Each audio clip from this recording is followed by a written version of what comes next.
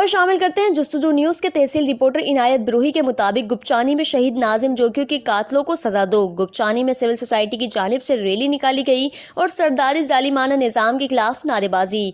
तफसीलात के मुताबिक अरब शहजादों की वीडियो बनाने के जुर्म में 62 लोगों की जानिब से बेदर्दी से तशद्दुद के बाद शहीद होने वाले नाजिम जोगियों के केस में मुलविस तमाम जवाबदारों की गिरफ्तारी और सजा देने के लिए सिविल सोसाइटी की जानिब से जाम साहिब रोड से गुपचानी प्रेस क्लब तक रैली। जस्तुजू न्यूज के सीनियर सहाफ़ी इनायत ब्रोही, जाहिद गुपचानी, अमर मकसूद, खालिद हबीब रक्षानी और दीगर ने रैली से खिताब करते हुए कहा कि नाजिम जोगियों ने इनकलाबी किरदार अदा किया और अपनी धरती के मासूम परिंदों की खातिर कुर्बान हो गया।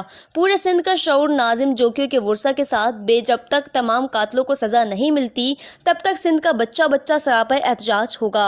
उन्होंने चीफ जस्टिस पाकिस्तान से मुतालबा किया है कि GIT जोड़ के केस को खुद नोटिस लेकर शहीद जोगियों के खून से इंसाफ किया जाए।